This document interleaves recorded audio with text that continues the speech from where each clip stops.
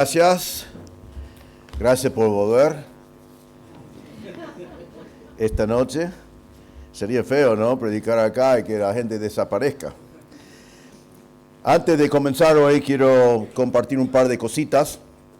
En nuestra iglesia tenemos la costumbre, para cada mensaje que predicamos, el predicador escribe un estudio inductivo que ayuda a los hermanos después a estudiar el mismo texto por sí mismo y encontrar por allí la oportunidad de profundizar, y normalmente definimos palabras en hebreo, griego, lo que sea, para que puedan entender mejor la palabra.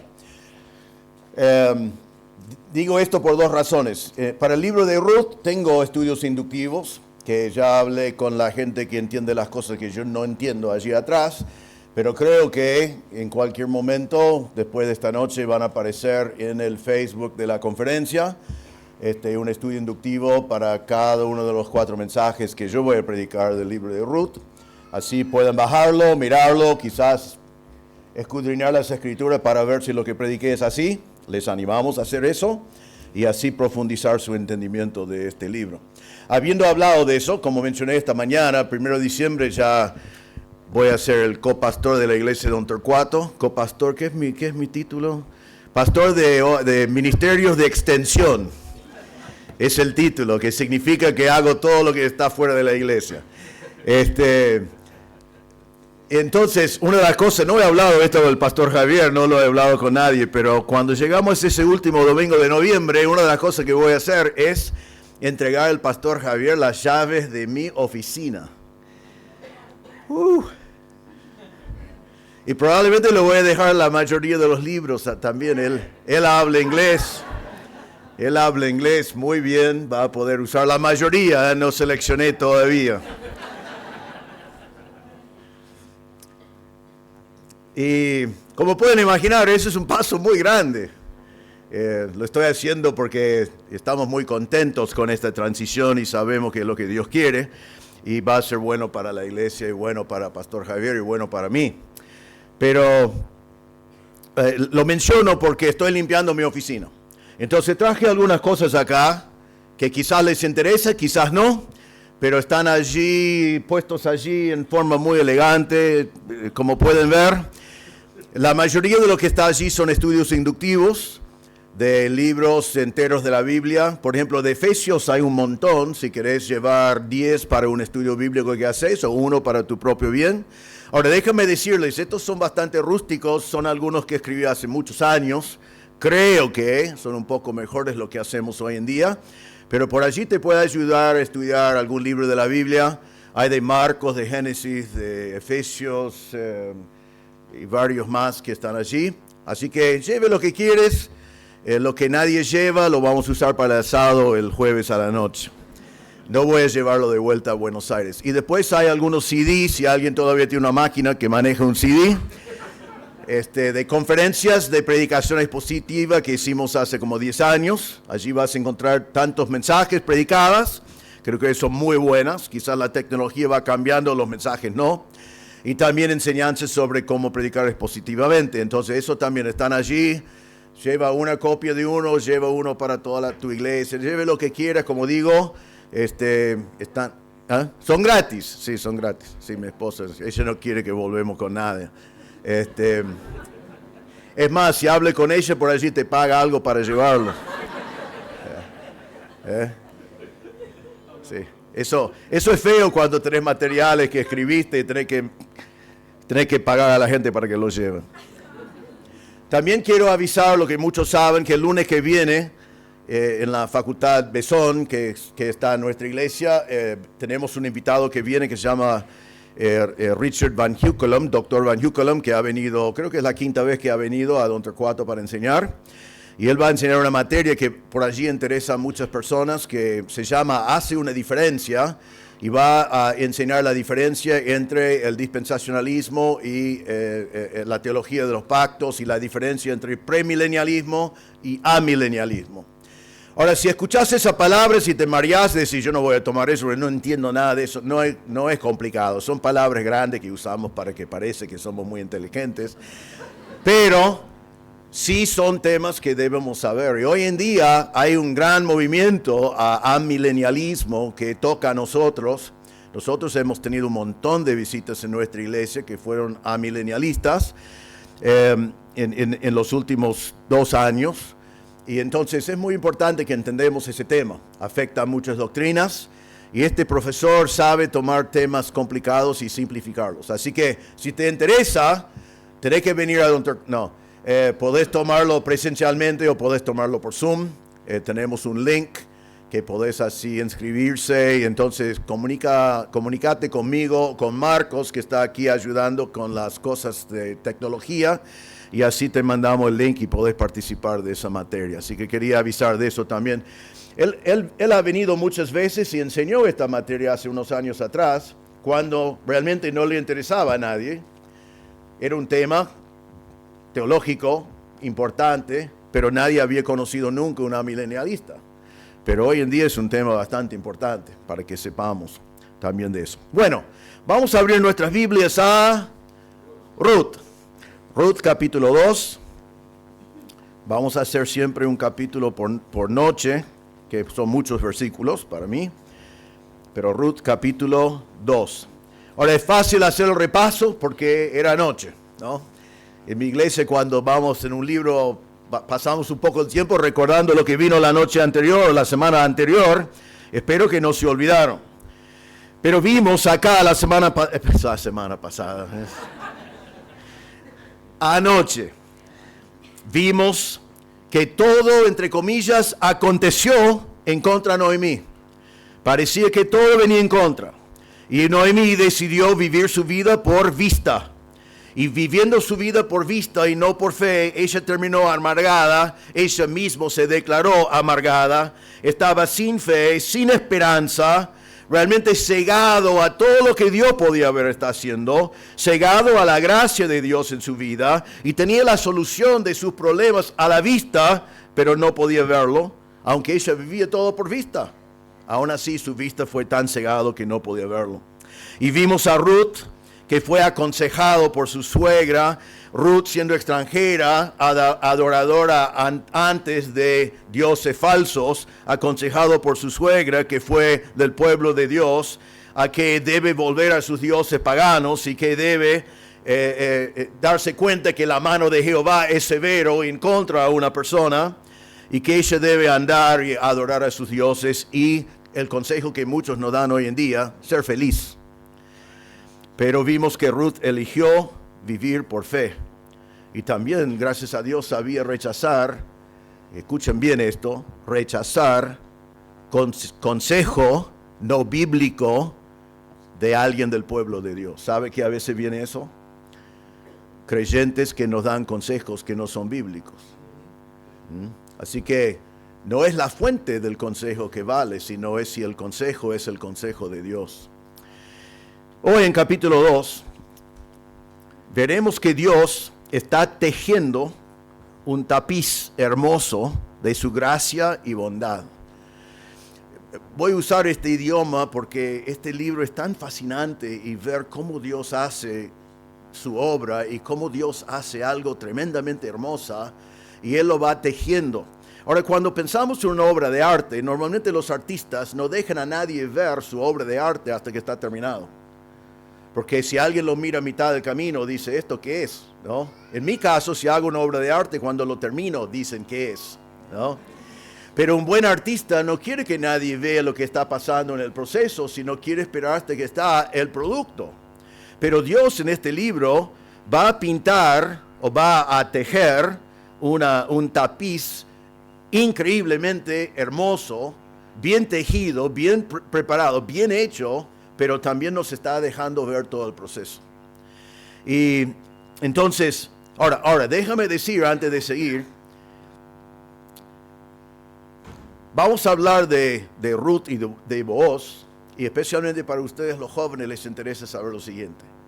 Al final del capítulo 4, ellos se van a casar.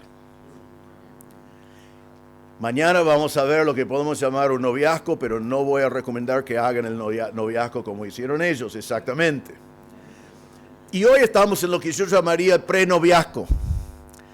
Pero déjame decirles esto, vamos a hablar de eso un poquito en algún momento, y quizás vos debes estar pensando en eso porque es lo que les interesa, y todo sirve para aplicar a eso. Pero no es el punto. Estoy tentado a hablar de eso, pero no es el punto. Hay otro punto acá que vamos a ver ese punto y voy a hacer una pequeña aplicación. Pero lo digo ahora porque hay cosas acá que sí me gustaría que tenga en mente cuando ves cómo ellos se están moviendo acá en lo que podemos mirar para atrás cuando terminamos el libro y decir que era como un prenoviazgo, ¿no? Estaban conociéndose. Y al conocerse, Dios utilizó todo eso en sus vidas. Pero eso no es el punto. El punto es la obra que Dios está haciendo. En el medio de lo que parece para Noemí un desastre, Dios está haciendo algo tan hermoso y tan increíble que cambia la historia. Y para mí, por lo menos, cuando llegamos a capítulo 4 y terminamos el libro, nos quedamos con la boca abierta diciendo, qué increíble que es nuestro Dios. Hoy vamos a ver en capítulo 2 tres características que Dios utiliza para tejer una obra maestra de su gracia.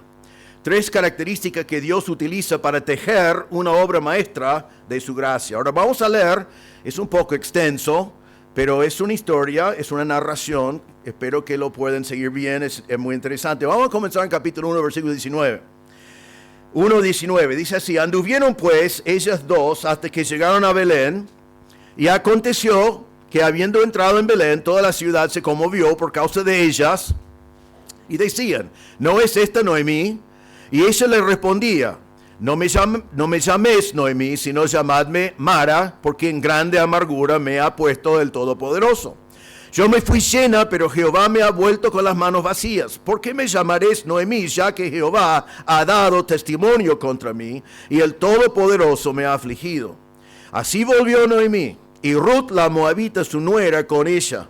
Volvió de los campos de Moab, y llegaron a Belén, al comienzo de la siega de la cebada. Tenía Noemí un pariente de su marido, hombre rico, de la familia de Elimelech, el cual se llamaba Boaz. Y Ruth la moabita dijo a Noemí, te ruego que me dejes ir al campo, y recogeré espigas en pos de aquel a cuyos ojos hallaré gracia. Y ella le respondió, ve, hija mía. Fue pues, y llegando, espigó en el campo en pos de los segadores, y aconteció que aquella parte del campo era de Boaz, el cual era de la familia de Elimelech. Y aquí que Boaz vino de Belén, y dijo a los segadores, Jehová sea con vosotros. Y ellos respondieron, Jehová te bendiga. Y Boaz dijo a su criado, el mayordomo de los segadores, ¿de quién es esta joven? Y el criado, mayordomo de los segadores, respondió y dijo, es la joven moabita que volvió con Noemí de los campos de Moab. Y ha dicho, te ruego que me dejes recoger y juntar tras los segadores entre las gavillas. Entró pues y está desde por la mañana hasta ahora sin descansar, ni aun por un momento. Entonces Boaz dijo a Ruth, oye, hija mía, no vayas a espigar a otro campo, ni pases de aquí, y aquí estarás junto a mis criadas. Mira bien el campo que ciegan y síguelas, porque yo he mandado a los criados que no te molestan. Y cuando tengas sed, ve a las vasijas y bebe del agua que sacan los criados. Ella entonces, bajando su rostro, se inclinó a tierra y le dijo, ¿por qué he hallado gracia en tus ojos para que me reconozcas, siendo yo extranjera? Y respondió Boaz, le dijo, he sabido todo lo que has hecho con tu suegra después de la muerte de tu marido, y que dejando a tu padre, a tu madre, a la tierra donde naciste, has venido a un pueblo que no conociste antes. Jehová recompense tu obra, y tu remuneración sea cumplida de parte de Jehová, Dios de Israel, bajo cuyas alas has venido a refugiarte. Y ella dijo, Señor mío, halle yo gracia delante de tus ojos, porque me has consolado y porque has hablado al corazón de tu sierva, aunque no soy ni como una de tus criadas. Y Boaz le dijo a la hora de comer, ven acá y come del pan, y moja tu bocado en el vinagre. Y ella se sentó junto a los segadores, y él le dio del potaje, y comió hasta que se sació, y le sobró. Luego se levantó para espigar, y Boaz mandó a su criado, diciendo que recoja también espigas entre las gavillas, y no la avergoncéis. y dejaréis también caer para ella algo de los manojos, y lo dejaréis para que lo recoja, y no la arrepentáis. Espigó pues en el campo hasta la noche, y desgranó lo que había recogido, y fue como una efa de cebada. Y lo tomó y se fue a la ciudad. Y su suegra vio lo que había recogido. Sacó también luego lo que le había sobrado después de haber quedado saciada, y se lo dio. Y le dijo la suegra: ¿dónde has espigado hoy? ¿Y dónde has trabajado? Bendito sea él que te ha reconocido. Y contó ella a su suegra con quien había trabajado, y dijo: el nombre del varón con quien hoy he trabajado es Booz. Y dijo Noemí a su nuera: sea él bendito de Jehová, pues que no ha rehusado a los vivos la benevolencia que tuvo para con los que han muerto. Después le dijo Noemí: nuestro pariente es aquel varón, y uno de los que pueden redimirnos.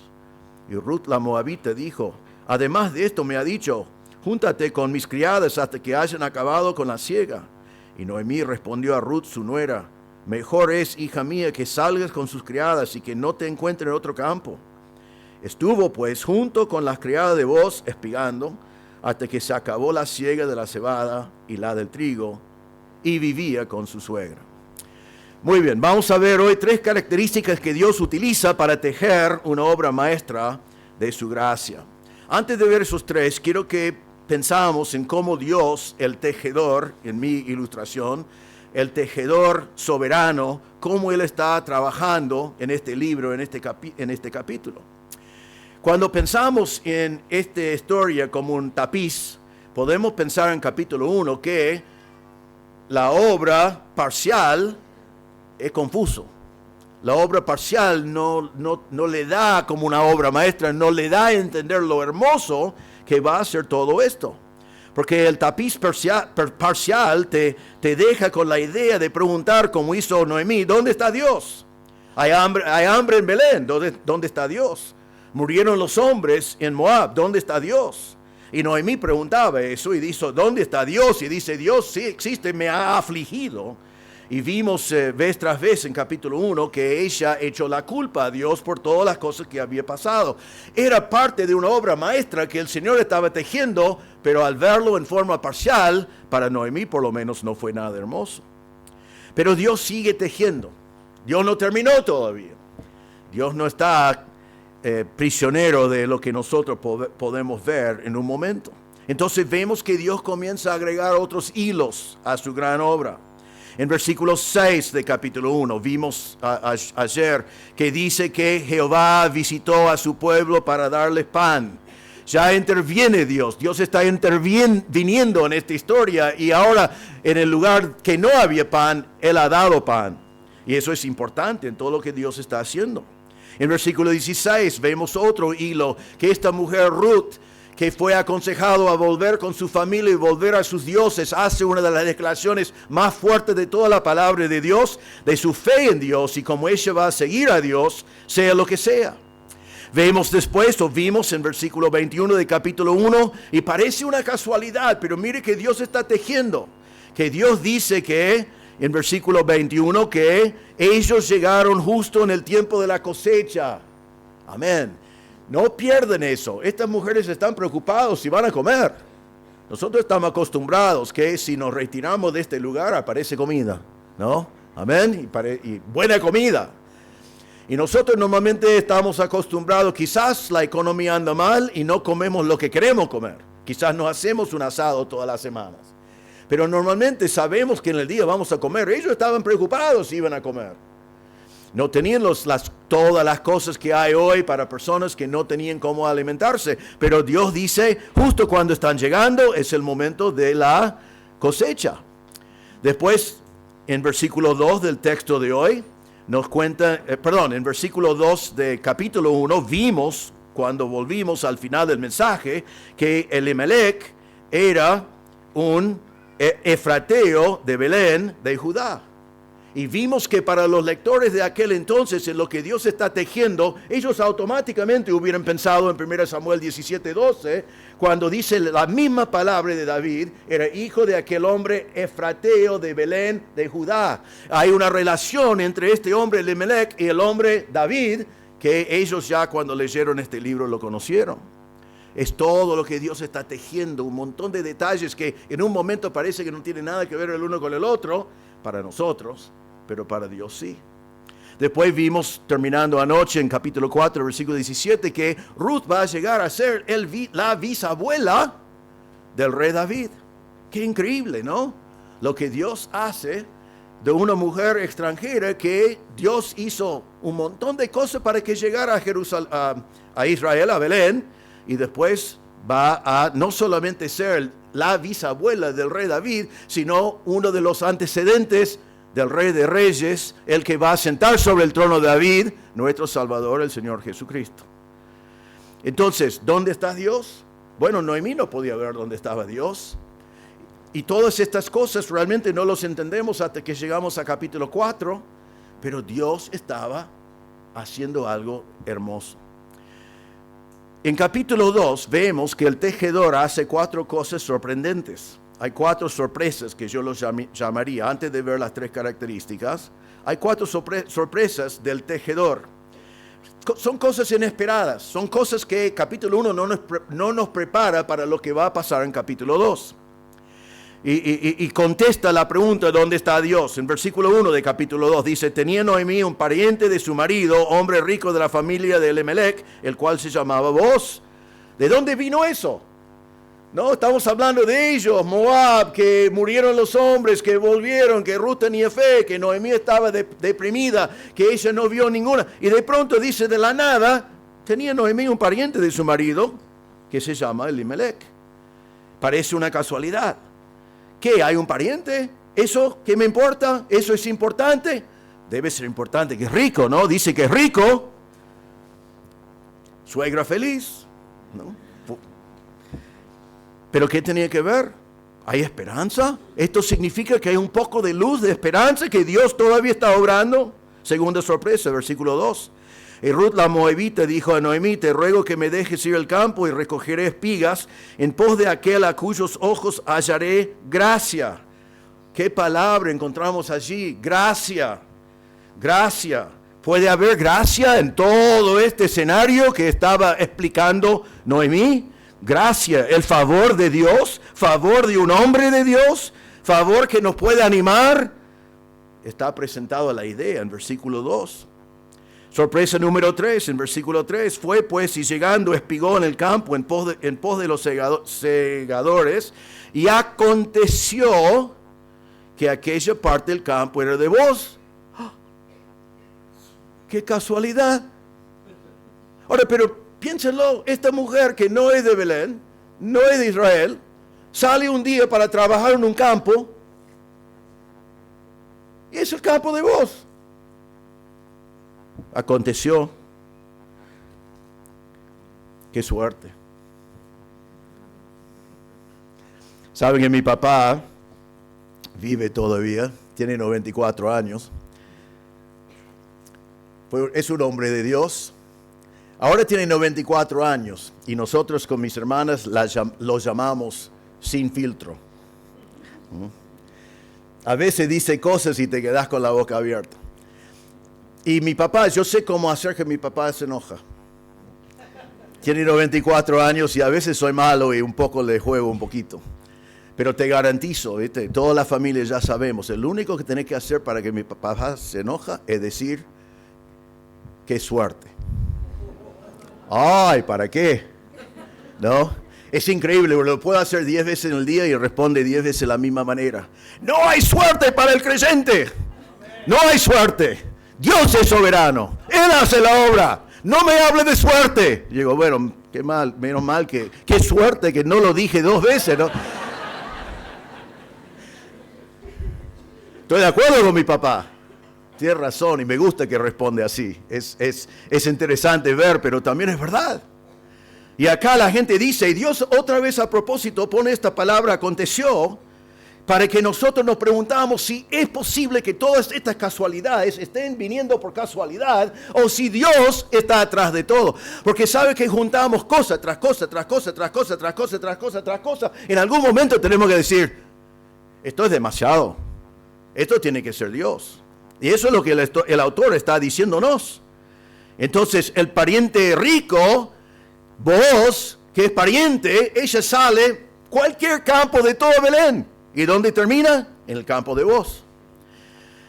Cuarta sorpresa, versículo 4.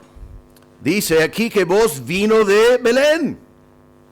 Ahora, aquí es anunciado que es sorprendente. He aquí. Significa, mirad vos. En argentino, ¿no? Mirad vos. Mirad, atención, cambio de escena. Está anunciando que todo está cambiando. He aquí. ¿Qué pasó? Vos vino de Belén. Vos no venís de Belén todos los días. No es que él estaba allí todo el tiempo, sino no sería anunciado así con un he aquí. Entonces mire lo que pasa. Él nos anuncia que hay un pariente. Es un hombre rico. Nos anuncia que Ruth va a salir a trabajar buscando la gracia de Dios. Nos dice que ella va a cualquier campo de todo Belén y es de Boz. El día que ella va a trabajar, justo cae Boz. Otra vez, papá, perdóname, qué suerte. Dios está obrando, Dios es activo. Y eso es el propósito del autor acá. Él quiere que nosotros vemos todas estas pequeñas cositas que Dios está haciendo para que entendamos que Dios está tejiendo, que Dios hace de un montón de cosas lo que Él quiere hacer. Porque nosotros debemos mirar en todo esto y no solamente ver el resultado en capítulo 4, sino debemos sentarnos y decir, qué increíble que es nuestro Dios. Estas son oportunidades de adorar a Dios cuando vemos que Él tome una serie de pavadas para nosotros y los junta para lograr las cosas que Él quiere lograr. Y lo hace todo el tiempo. Lo hace todo el tiempo. Así que el propósito del autor es para comunicar a nosotros que hay esperanza, hay gracia, Dios interviene. Así que Dios está diciendo, prepárate. Yo ya estoy comenzando a mostrar otra parte de este tapiz. Déjame trabajar. Y entonces vemos ahora 3 características que Dios utiliza para tejer una obra maestra de su gracia. En primer lugar, vemos, y realmente me costó tratar de poner un título para este punto, pero vamos a llamar esta característica una esperanza resignada. Una esperanza resignada. Y vamos a hablar otra vez de Noemí, que domina también en este capítulo. Una esperanza resignada. Recuerden que vimos en capítulo 1, versículos 20 y 21, que Noemí dijo, llamame Mara, estoy amargada, el Todopoderoso del Shaddai está en contra de mí, me fui llena, volví vacío, Dios me ha afligido. Ella no tiene fe, no tiene esperanza, no tiene nada. Ella vivía por vista. Pero a veces encontramos en la palabra de Dios que las personas que creen solamente por vista, Dios dice, ¿ah, sí? Bueno, déjame mostrarte entonces. ¿No? No es la mejor, joven, lo mejor es creer por fe. Así no tenés que vivir amargado. Pero a veces al amargado, Dios dice, bueno, déjame mostrarte. Y eso es lo que Dios hace acá. Vemos entonces lo que ella vio. Ahora nos adelantamos un poquito. Déjame explicar primero por las dudas si no saben lo que estaba pasando. En Israel, la gente humilde, viudas, huérfanos, tenían la posibilidad, cuando los seguidores trabajaron, de ir caminando atrás de ellos en cualquier campo de Israel, y todo lo que quedó atrás, ellos podían juntar para ellos. Vamos a mostrar eso más adelante en la Biblia. Entonces, ella estaba haciendo eso. Eso es lo que está hablando de todo este proceso. Ella fue a trabajar como una viuda y los segadores realmente tenían que tratar de no dejar nada atrás, pero lo que dejaron atrás era para la gente humilde así que no tenían de qué comer, y eso es lo que está pasando acá.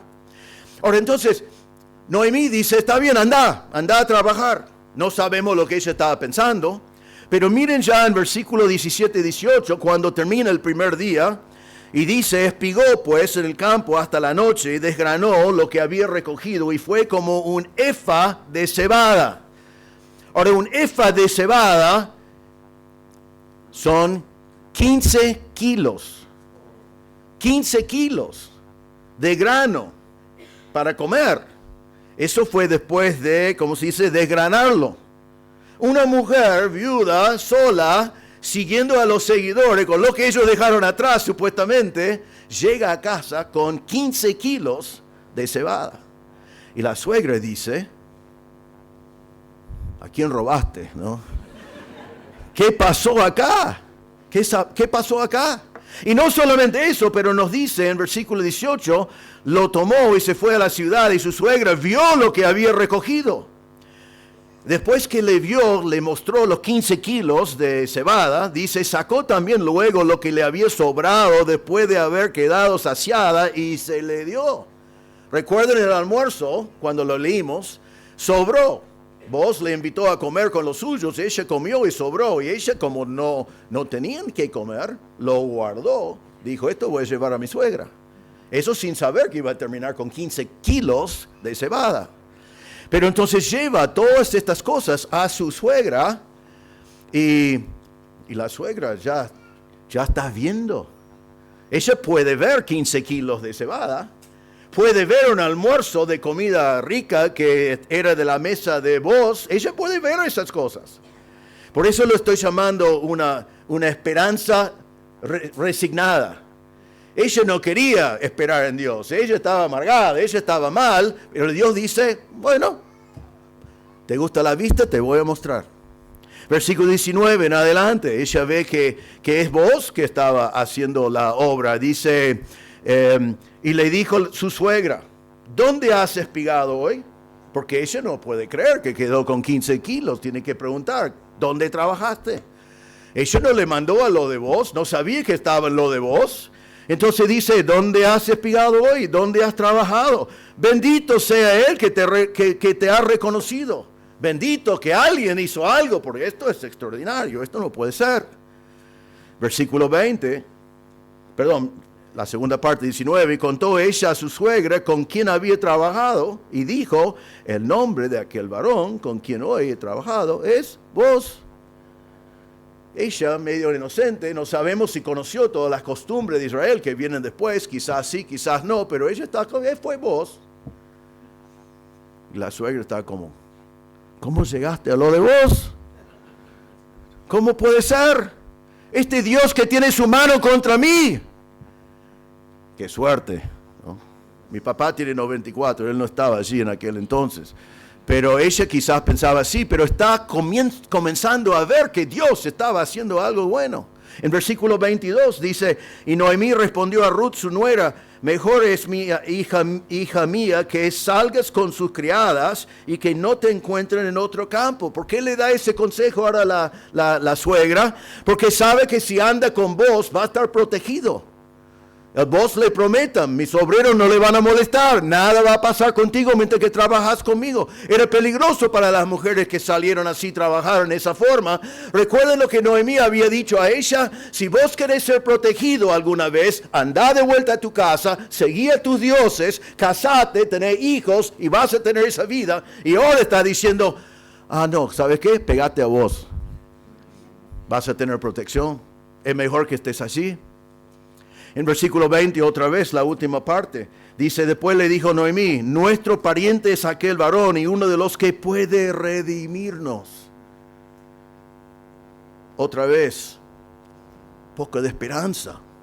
Mire lo que pasó en pocos versículos. Aparece un hombre, es un pariente, es un hombre rico. Ella por casualidad termina en su campo. Él se da cuenta de ella, él le cuida. Ella llega con 15 kilos de grano y otra comida y otras cosas. Y de pronto, pobre Noemí tiene que decir, algo está pasando. Entonces ella tuvo lo que yo estoy llamando una esperanza resignada. No le quedó otro. Tenía que reconocer que era Dios. Versículo 19, la segunda parte, ella dice, bendito sea el que te ha reconocido. Ya utilizó otra vez vocabulario de Dios, bendito sea Él. En ese momento no sabía todavía que era Boaz, solo sabía que ella trajo un montón de cebada en una manera realmente milagrosa. Y entonces solamente por algo temporal, como mucha comida, ella comenzó a darse cuenta que Dios estaba obrando. En versículo 19, la segunda parte, dice Ruth, el nombre del varón con quien hoy he trabajado es Boaz. Y ella enseguida dice, él es pariente. Y cuando dice en versículo 20, la segunda parte, nuestro pariente es aquel varón. La palabra pariente allí significa pariente muy cercano. Pariente de la misma familia. Y recuerden en capítulo 2, versículo 1, vimos que ese hombre fue de la familia de Elimelech. Entonces no solamente fue un pariente distante, fue un pariente cercano, que es muy importante en el libro. Y ella dice, Él nos puede redimir. Ella entendió lo que vamos a ver en estas 3 noches que quedan. Vamos a ver cómo era el plan de Dios para que ellos sean redimidos. Pero Noemí conoció el plan de Dios. Ella conoció lo que Dios había dicho de la redención. Y ella entonces está diciendo acá, Él nos puede redimir. Él puede cumplir con lo que Dios proveyó para nosotros. Y si Él nos redime, eso significa que yo puedo tener una herencia de mi marido, puedo tener una descendencia de mi marido, puedo mantener el nombre de mi marido, puedo tener un montón de cosas que en el tiempo aquel eran sumamente importantes. ¿Y por qué? Porque Él podía cumplir con el plan de Dios. Entonces ella está pensando, Él nos puede comprar, Él nos puede rescatar. Ahora observen también, esto me da risa, ¿no? Recuerden en capítulo 1, ella llega a Belén y dice, todo el capítulo 1 es solamente Noemí, solamente Noemí, solamente Noemí, solamente Noemí. Y cuando llega allí dice, no tengo nada, Ruth está al lado de ella. Mire lo que dice ahora en versículo 20, la segunda parte. Después le dijo Noemí, nuestro pariente es aquel varón. Y uno de los que puede redimir, ¿a quién? Nos. Mi salvación es que vos se casa con vos. Mi nuera amada. Menos mal que insistí que me acompañaras a Belén, ¿no? Ay, por favor, me da una risa, eso es terrible lo que pasaba con ella. Pero ella está dándose cuenta que aunque ella dijo que había venido con las manos vacías, ahora está diciendo, Él puede redimir a nosotros dentro del plan de nuestro Dios. Déjame explicar lo que Dios había dicho a Israel. Ahora, esto no es para hoy, pero es muy importante que lo entendamos para aquel entonces. La ley de Dios sobre este tema se encuentra en Deuteronomio 25, comenzando en versículo 5, yo lo voy a leer. Escuchen con atención, anótenlo si quieren, Deuteronomio 25, 5 a 10. Pero escuchen con atención porque es totalmente nada que ver con lo que hacemos nosotros, no es un mandato para nosotros. Si nunca escuchaste esto, les parece rarísimo, pero fue lo que Dios mandó al pueblo de Israel. Así que escúchenlo bien. Cuando hermanos habitaren juntos y muriere alguno de ellos, o sea, hermanos están viviendo en la misma localidad, uno muere, y no tuviere hijo, la mujer del muerto no se casará afuera con hombre extraño. Entonces la viuda no podía casarse con cualquiera, sino dice, su cuñado se llegará a ella. ¿Lo captaron? Un hombre muere, su hermano tiene que casarse con su esposa. Algunos piensan, no, bueno, menos mal que eso no es así hoy. Pero fue así en aquel entonces. Y dice, entonces su cuñado se llegará a ella y la tomará por su mujer y hará con ella parentesco. Y el primogénito que ella diere a luz sucederá en el nombre de su hermano muerto. Capten esto porque es fundamental para este libro. Cuando el hermano se casa con ella, el primer hijo es un hijo en el nombre del fallecido. Es su descendiente. Así que si alguien redime a Ruth, el que nace en el nombre de Elimelech, descendiente de Elimelech, a favor de Elimelech. Entonces, el primogénito que ella diere a luz sucederá en el nombre de su hermano muerto, para que el nombre de este no sea borrado en Israel. Y si el hombre no quisiere tomar a su cuñada, cosa que no estaba bien visto, pero por ello uno dice, mi hermano eligió a ella, yo no quiero saber nada.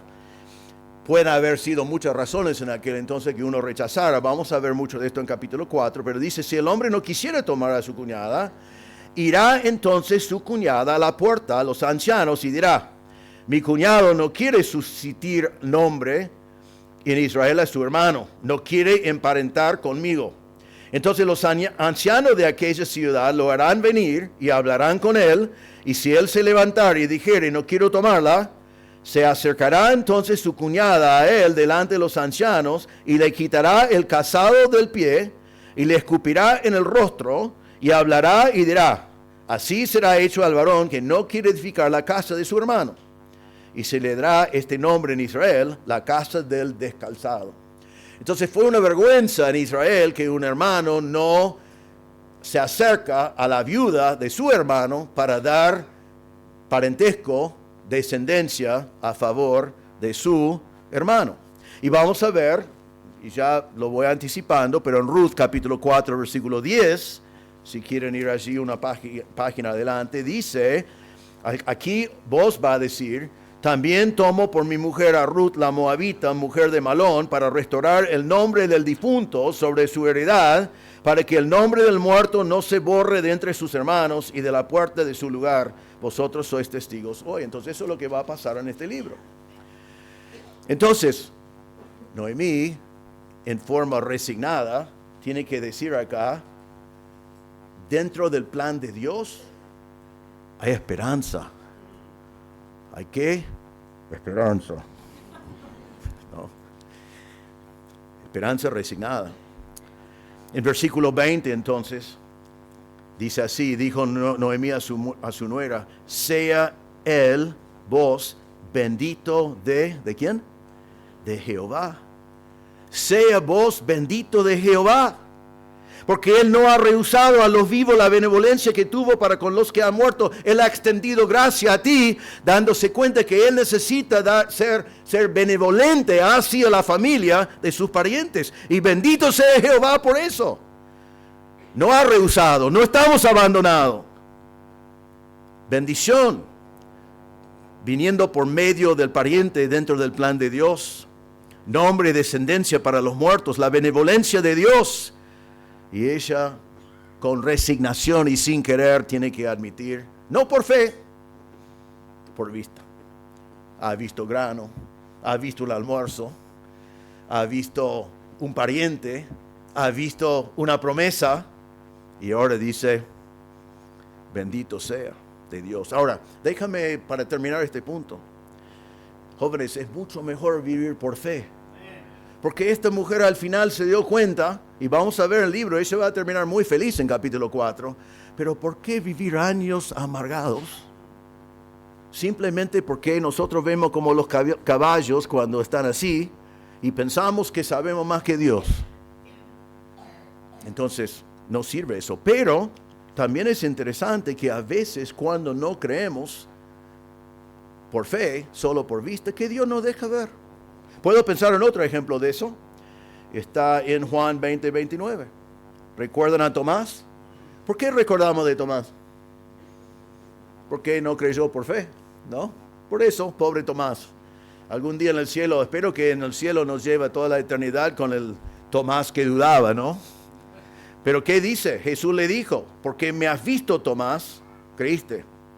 Bienaventurados los que no vieron y creyeron.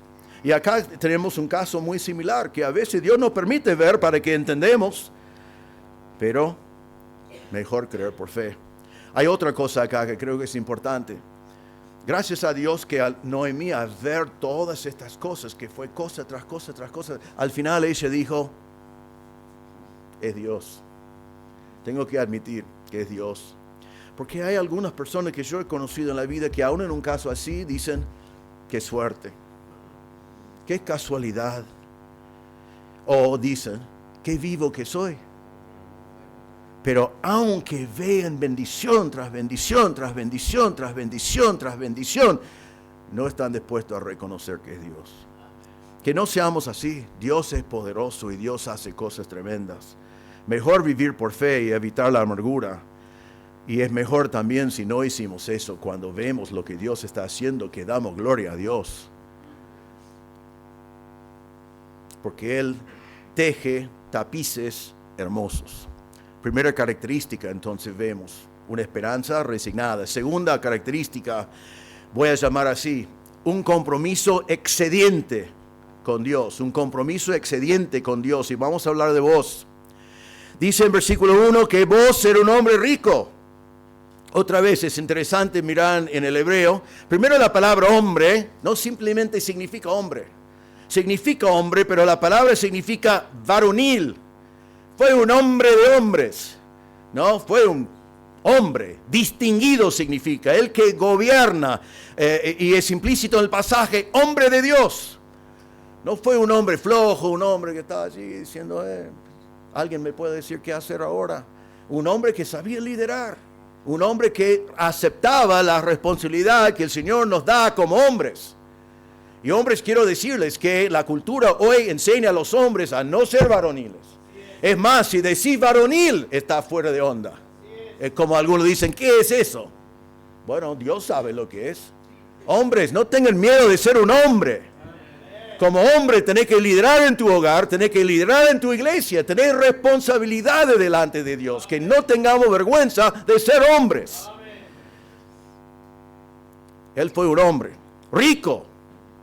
Ahora, puede significar rico, pero hay que entender la palabra un poco más ampliamente, que significa digno, poderoso, de influencia o valiente en guerra.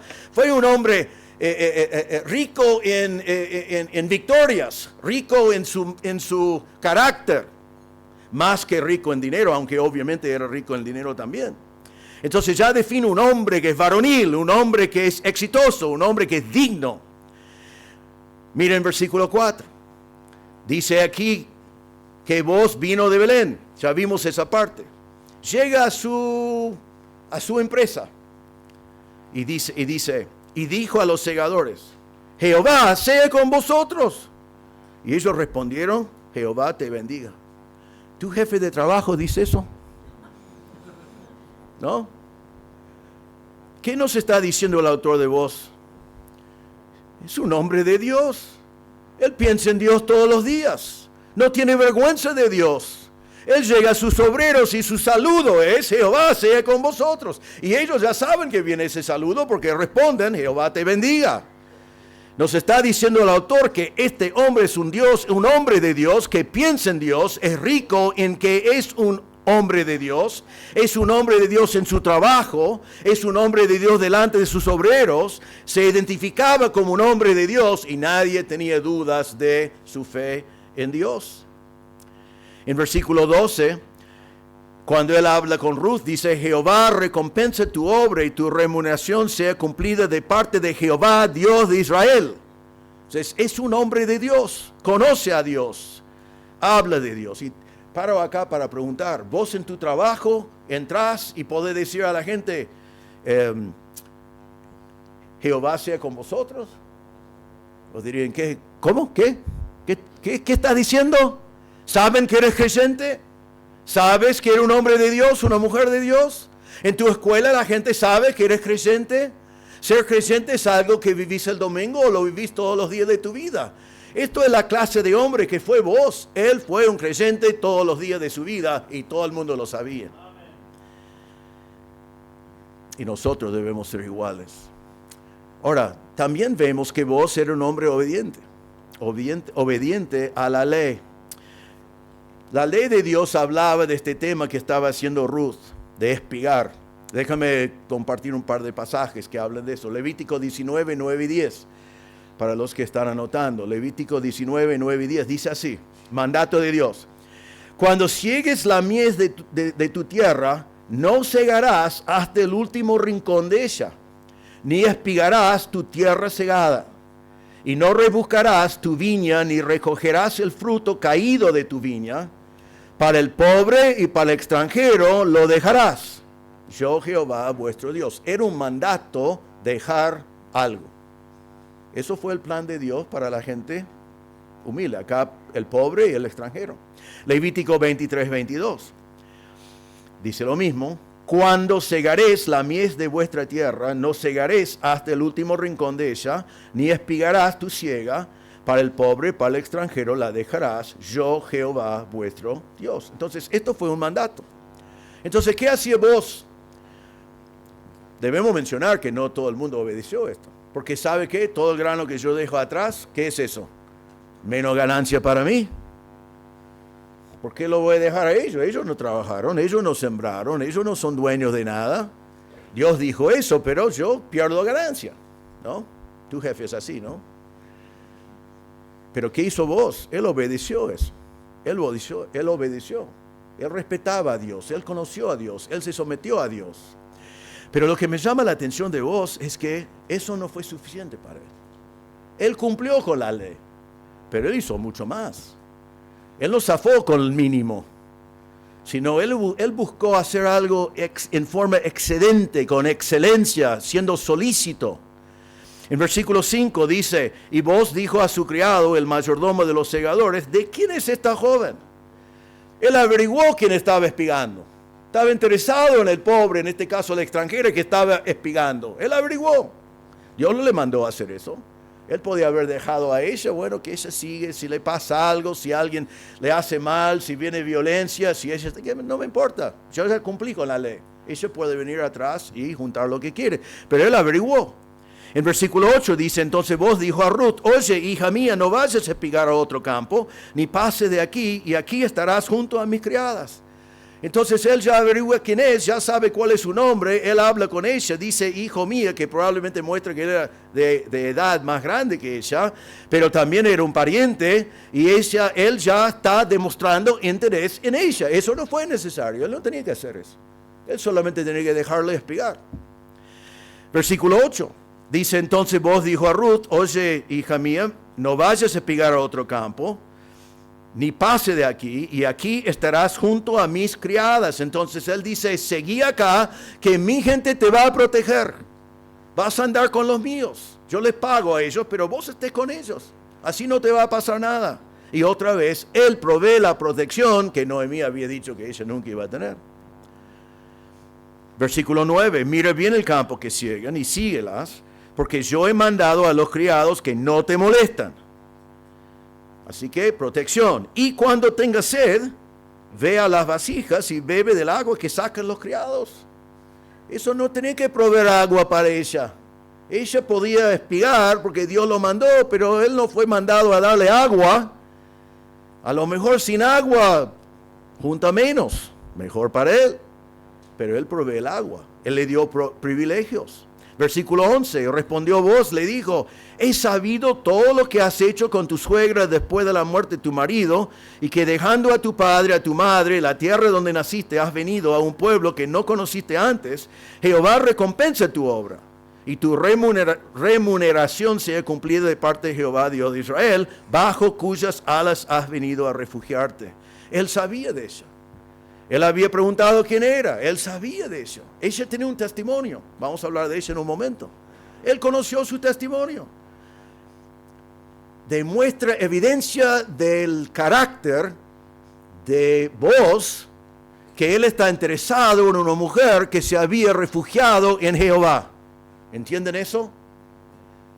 Él no estaba pensando, mira la linda chica que nos está siguiendo. Sino él miraba y dijo, yo sé de esa mujer, es una mujer de Dios. Eso es lo que le interesaba a él. Y él dice, él le bendice en versículo 12, el Señor recompensa tu obra, que el Señor te bendiga, que Él te da remuneración, que Él te repaga por lo que tú has hecho, que Él te restaura, que Él te completa, significa la palabra, que Él te da tu sueldo. Y dice, tú te has refugiado bajo las alas de Jehová. Y sigue dándole más privilegios. Versículo 14, vos le dijo a la hora de comer, ven aquí, come del pan y moje tu bocado en el vinagre. Él no tenía que hacer eso. Ella tenía que agarrar lo que podía, sentarse donde podía, comer lo que podía. No tenía que tener algo caliente, no tenía que tener algo con agua. No, él no tenía que hacer eso. Pero él hizo más de lo que tenía que hacer. Vez tras vez tras vez. Versículo 15 dice, luego se levantó para espigar y vos mandó a su criado diciendo, que recoja también espigas entre las gavillas y no la avergoncéis. No le dejes solamente juntar cosas que dejamos atrás, deja venir acá donde están las pilas de las cosas que estamos cosechando y también sacar de allí. Versículo 15 sigue diciendo, no la avergoncéis, no lo reproches, no le digas que no. Versículo 16, y dejaréis también caer para ella algo de los manojos. Le está diciendo, vamos a sembrar campo un poquito, ¿no? Dejamos un poquito más, ¿no? Yo tuve un tío así una vez, ya está con el Señor mi tío, pero cuando yo era un niño, mi hermana y yo fuimos a la casa de mis tíos para pasar una semana, pobres tíos, y mi hermana encontró 25 centavos. Creo que tuvimos, no sé, 9, 6 años, algo así, quizás un poquito más, no me acuerdo, pero ella encontró 25 centavos. ¿Y sabe qué? Yo no. Eso fue un problema.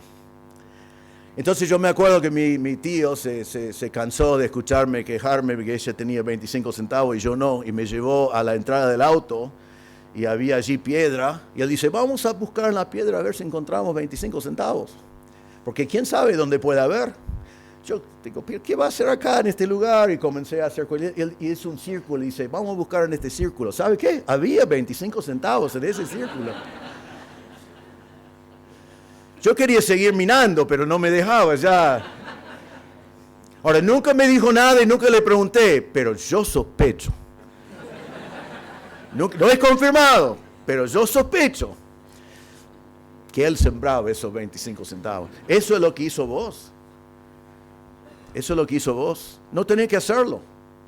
No era necesario, era algo que él hizo, porque él no fue un hombre que estaba dispuesto simplemente a obedecer la ley de Jehová. Él quería hacer más.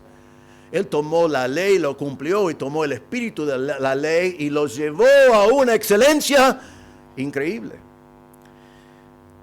Y versículo 26 termina diciendo, dejaréis también caer para ella algo de los manojos y lo dejaréis para que lo recoja y no la reprendáis. No le vas a insultar, no lo vas a impedir. Entonces, ¿quién es este hombre? ¿Qué característica tiene? La característica de un hombre que excede en lo que Dios esperaba de él. Un hombre que obedecía a Dios y más. Y eso va a ser clave en el resto del libro, que él estaba dispuesto a hacer todo lo que Dios decía y aún más. Dios tejió con el compromiso excediente de vos. Ahora déjame decir dos cosas acá antes que vamos al tercer punto. Jóvenes, en todo lo que haces para el Señor, realmente tenés tres opciones: ser desobediente, ser obediente al mínimo, o decir yo amo a Dios y voy a vivir para Él con toda mi fuerza y con todo lo que soy. Hay algunas personas en mi iglesia, tengo mucho de mi iglesia acá, pero esto no es ningún secreto. Mi iglesia está lleno de obreros que aman al Señor y hay gente que trabaja, tenemos un montón de ministerios y grandes personas que se dedican a muchas cosas. Todo eso para decir, pero hay algunos de mi iglesia que quieren figurar, quieren zafar. Tienen vergüenza si no se anotan para un ministerio, pero no tienen vergüenza en no cumplir con ese ministerio. Hay, por ejemplo, equipo de limpieza y siempre tenemos suficiente para limpiar la iglesia, los que se anotan. Y después, mitad del año, el encargado a veces me dice, ¿sabe que nos falta gente en limpieza? Y yo digo, ¿qué? ¿Algunos dejaron? Dice, no, hay unos cuantos que no aparecieron ni una sola vez. Se anotaron, pero no. Y algunos, yo digo, este es el tercer año seguido que escucho de esa persona que se anotó. Y entonces yo digo, ¿por qué se anotó? Porque quería estar en la lista, quería figurar, porque si no tenía vergüenza, pero no quería trabajar.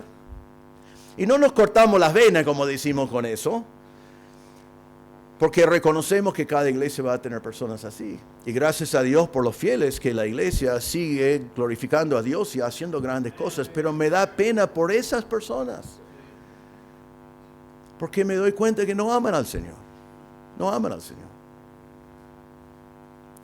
Entonces les animo, jóvenes, a no figurar, a no zafar, a no anotarse para un ministerio para figurar. Si no vas a hacer el ministerio, declarar que no vas a hacerlo. Es menos problema que pensamos que hay suficiente gente para limpiar cuando realmente no hay, o para el ministerio que sea. Pero mejor todavía, hermanos, amad al Señor tanto que haces el mínimo, pero también que estés pensando y buscando qué más puedo hacer, cómo más puedo servir al Señor. Es tan lindo servir al Señor así, sin límite. Ahora, déjame decir una cosa más sobre este tema y ahora hago la aplicación que decía antes.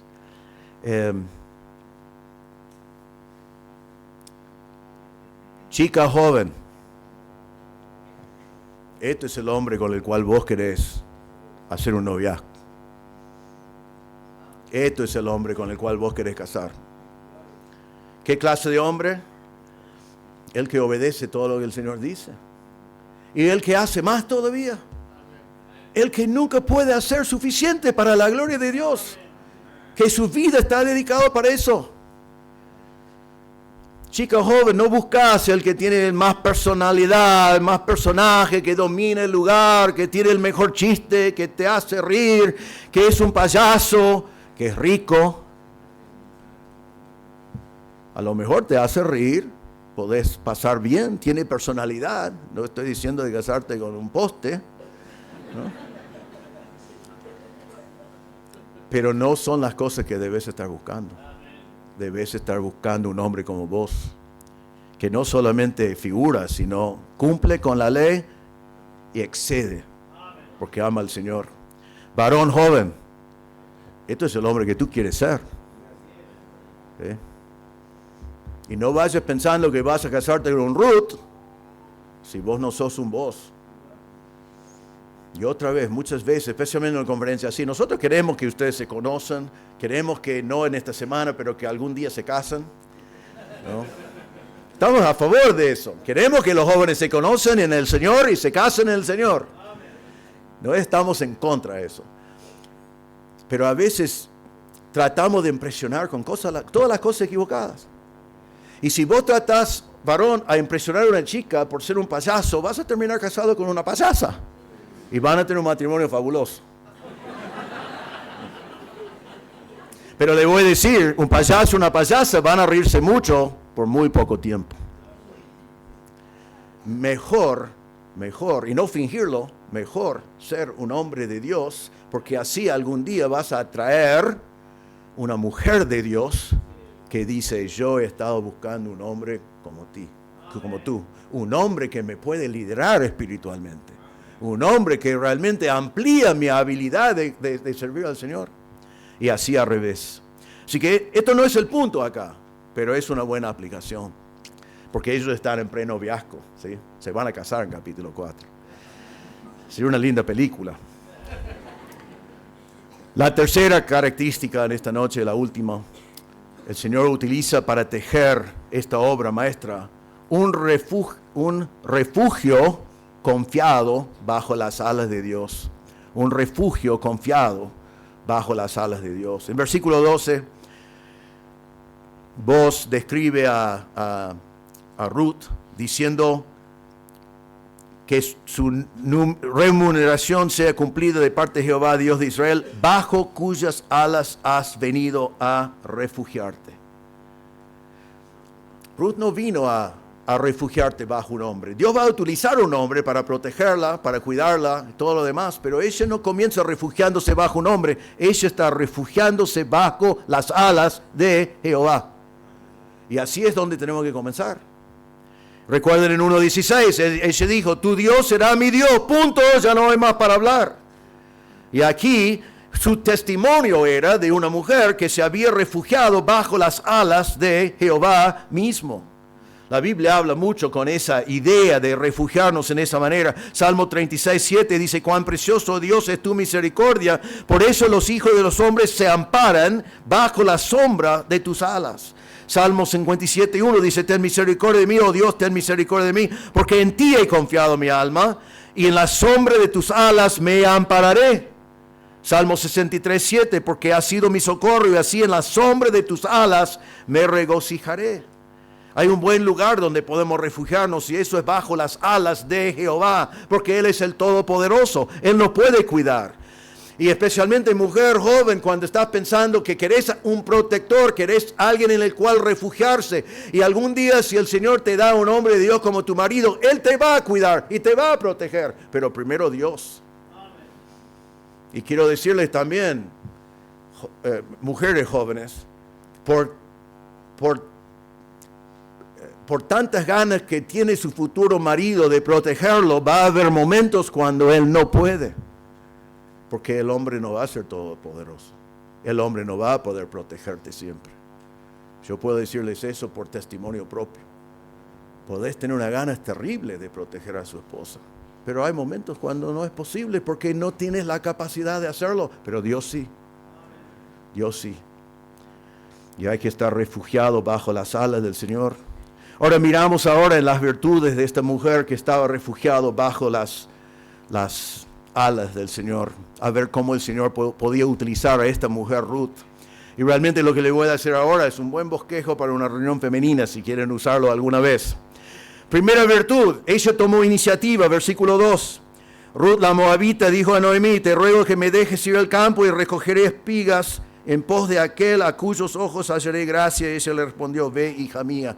Esta mujer tenía la virtud de que le gustaba trabajar. ¿No? Algunos dicen, ya, no quiero ser Ruth. ¿No? En muchas casas hoy en día la nuera dice, movete, busca trabajo. Dice, sí, mañana voy a hacerlo, pero hoy hace frío. Esta mujer Ruth dijo, ¿me permites? Ella se sometía a su suegra, pero ella dijo, yo quiero salir a trabajar. Ella tenía iniciativa, ella sabía sus opciones y se fue. Versículo 7, vemos que fue una mujer que pidió permiso, aun cuando tenía derechos. En versículo 7 dice, el criado dice a Booz que Ruth había dicho, te ruego que me dejes recoger y juntar tras los segadores entre las gavillas. ¿Sabe que ella no tenía que pedir permiso? Fue un derecho establecido por Dios. Pero ella fue una mujer que aunque tenía un derecho, no reclamó su derecho, sino pidió permiso. ¡Qué lindo! Demostró sumisión a autoridad, demostró también una mujer con cortesía, que sabía moverse en el mundo en el cual vivía. Mejor pedir permiso, porque toda una conversación viene después de lo que el criado aprendió en el momento que ella pidió permiso. Así que ella fue una mujer así. Versículo 7, la segunda parte, me gusta mucho también la segunda parte del versículo 7, vemos que no solamente buscaba trabajo y tenía iniciativa, sino que trabajaba sin descansar. Dice, entró pues y está desde la mañana hasta ahora sin descansar, ni aún por un momento. Eso se puede aplicar a los hombres también, ¿no? Se trabajaba sin descansar. Ahora, eso me da mucha importancia, porque ¿cómo conocemos a Ruth? Como una mujer ¿de qué? De fe. Era una mujer de fe. Pero su fe no fue la clase de fe que decía, bueno, Señor, tengo fe en ti, alimentame. No, eso fue una mujer con una fe increíble que trabajaba sin descansar. Ella no dependía de su trabajo, dependía de Dios, pero Dios le proveyó el trabajo y ella trabajaba realmente sin descansar. Sabía trabajar y eso afectó su testimonio, porque el criado, ¿en qué estaba impresionado? Dije, vos, esta mujer no descansa. Y vos dijo, bueno, yo me caso con eso. Fue una mujer que tenía humildad. Versículo 10. Dice, ella entonces bajando su rostro a Booz, se inclinó a tierra. Booz fue la autoridad en ese campo. Y ella reconoció su autoridad y bajó su rostro y se inclinó a tierra. Y después ella dice, ¿por qué he hallado gracia en tus ojos para que me reconozcas siendo yo extranjera? Ella humildemente dice, ¿por qué me has reconocido a mí? Yo no merezco este reconocimiento, yo soy una extranjera. Has demostrado gracia a mí, has demostrado favor a mí. No sé por qué, estoy agradecido y demuestro humildad delante de ti, porque me estás haciendo algo que yo no merezco. Y ella dice en versículo 13, ¿por qué hallé gracia delante de tus ojos? Porque me has consolado y porque has hablado al corazón de tu siervo, aunque no soy ni como una de tus criadas. Soy menos que tus criadas. Así que fue una mujer humilde. También fue una mujer con gratitud. Versículo 13, la primera parte. Ella dijo, Señor mío, hallé yo gracia delante de tus ojos porque me has consolado. Estaba agradecido. Tenía gratitud. Hay otra cosa acá interesante. Ya la vida está cambiando. En este capítulo las cosas están girando. Pero miramos la actitud que tenía Ruth delante de su suegra, vamos a decir así, delante de su suegra mala, su suegra sin fe, su suegra que le dio mal consejo.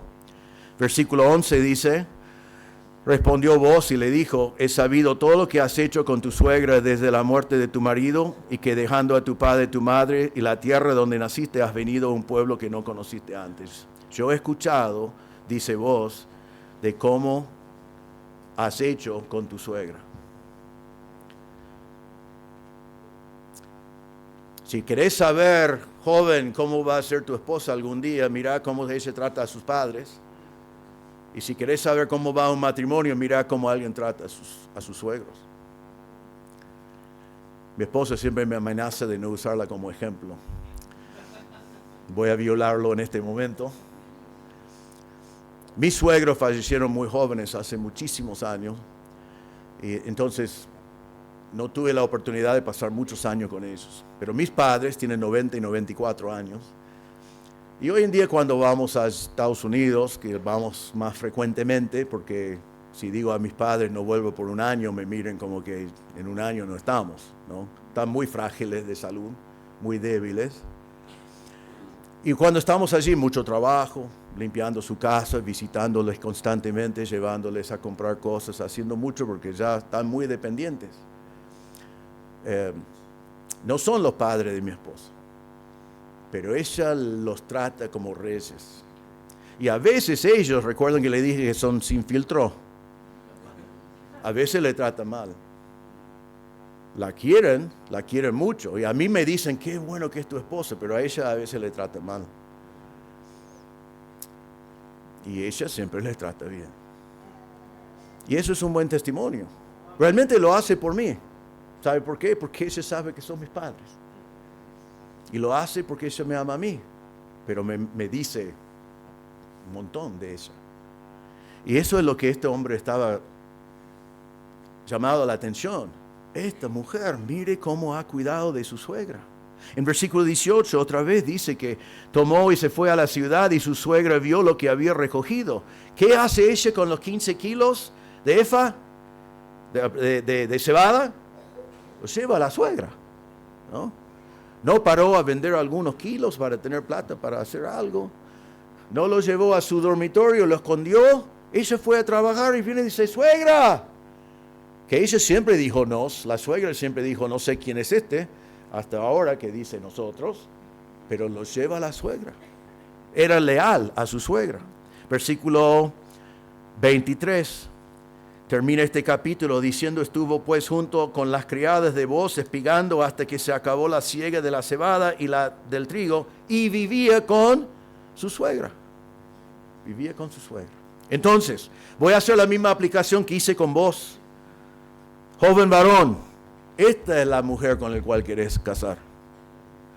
Una mujer que tiene iniciativa, una mujer que trabaja, una mujer que es humilde, una mujer que tiene gratitud, una mujer que tiene la fe en el Señor que esta mujer tenía, y una mujer que es leal a los que están alrededor, aun si no lo merecen.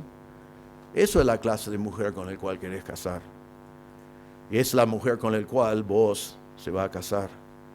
Así que, varones, cuando pongas tu lista de qué querés en una mujer alguna vez, algún día, y te recomiendo que hagas una lista, pongas estas virtudes de una mujer de fe. Y lo mismo que dije al revés, al otro lado, jóvenes chicas, esta es la mujer que tú quieres ser. Esta es la mujer que tú quieres ser. Y creo que como dije al revés, hombres tengan cuidado porque algunos hombres están buscando hermosura externa. Hermosura externa no está aquí. No es una virtud que encontramos en la Biblia así como algo de buscar en una esposa. Si está bien, si no está bien, no es el tema. Mucho más importante, hermosura interior. De casarse con una mujer de Dios. Y toda nuestra cultura nos dice todo el contrario. Pero si querés servir al Señor con su vida y glorificarle a Él, hombres buscan mujeres como Ruth y mujeres buscan un hombre como vos. Ahora, para terminar, déjame decir otra vez, esto del noviazgo es implícito, pero no es el tema. Quería mencionarlo como aplicación, porque creo que se aplica bien y es algo que debemos considerar. Pero no es el punto. El punto acá es cómo Dios está tejiendo este tapiz, tomando lo que parece un desastre y transformándolo en un cuadro, un tapiz que es hermoso. Y vamos a seguir viendo cómo está haciendo eso. En el medio de eso tenemos una historia de amor, tenemos un pre-noviazgo. Mañana vamos a ver un noviazgo del tiempo y vamos a ver después un casamiento. Pero el punto aquí, aparte de que nosotros podemos seguir su ejemplo en esas cosas, es que Dios está haciendo algo tremendamente hermoso y debemos entender que Dios es soberano, que Dios está haciendo algo lindo y puede hacer exactamente lo mismo con tus vidas, con tu vida, con tu vida. Dios toma distintos hilos, Dios toma cosas que parece que no están relacionados, Dios toma cosas que parecen como fueron casualidades. Dios toma cosas que parece que fueron suerte, buena o mala. Pero Dios utiliza todas esas cosas para hacer algo increíblemente hermoso. Y eso es lo que quiere hacer con tu vida. Entonces, jóvenes, no confíes en tus ojos. No confíes en lo que parece que ves, sino vivid una vida por fe. Lo mismo que dijimos anoche. Vivid por fe, dar la gloria a Dios. Observar lo que Él puede hacer con tu vida. Observar lo que Él está haciendo en este tapiz. Hombres, varones, sean como vos. Realmente voy a decir así, que todos seamos como vos. Que todos seamos como vos. No hagas lo mínimo, sino hagas mucho más. Dedícate a servir al Señor. Nosotros tenemos un dicho en nuestra casa que siempre usamos, no sé si es bueno o malo, pero nuestro dicho fue realmente preguntarnos si alguien amaba al Señor.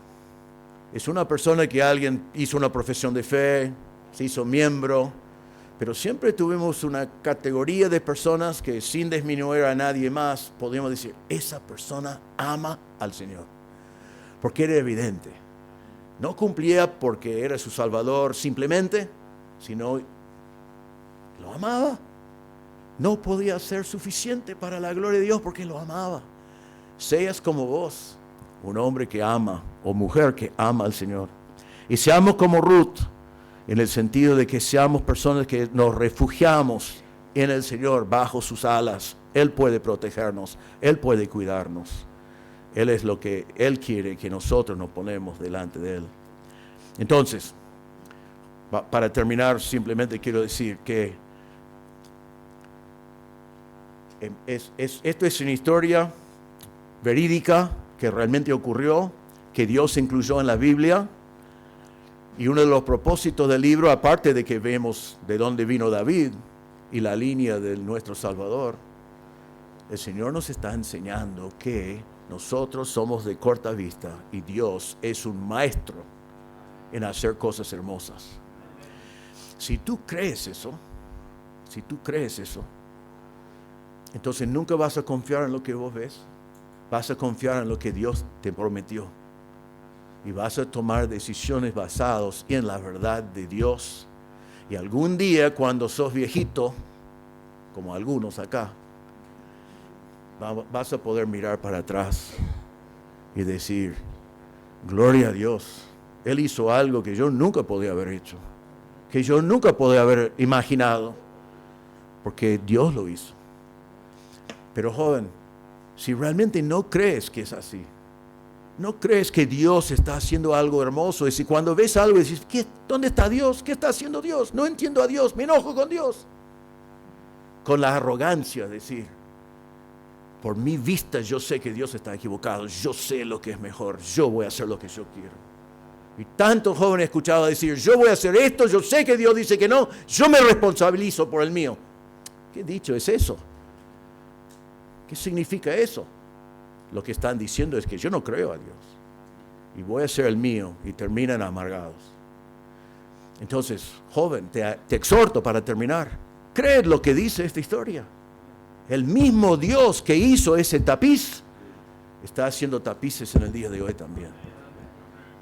La pregunta es si vos querés vivir una vida hermosa o si vos querés vivir una vida amargada. Vos tenés que decidir. Confiar en tu vista, confiar en Dios y sus promesas.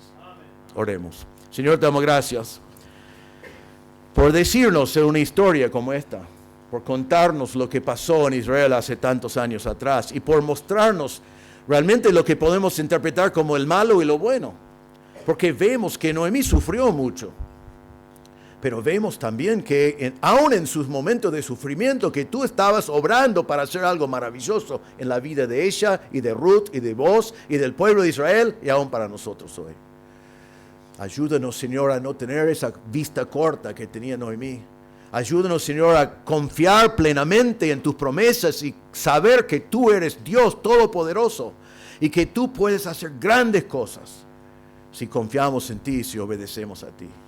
Ayúdanos, Señor, a no tener una esperanza resignada, sino a tener esperanza basada en fe. Ayúdanos, Señor, a ser personas que no solamente obedecemos tu palabra, sino que excedemos en servirte y amarte y vivir para tu gloria.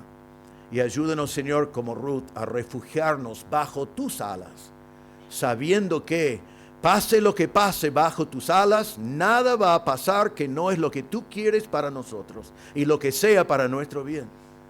Y así vienen pruebas, vienen dificultades, sabemos que allí estamos, bajo tus alas, sabiendo que tú nos cuides y nada pasa por casualidad.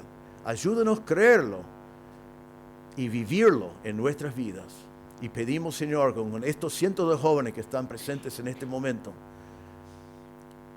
que cada uno de ellos puedan permitirte hacer un tapiz hermoso de sus vidas y que tú los utilices para tu gloria. Pedimos en el nombre del Señor Jesús.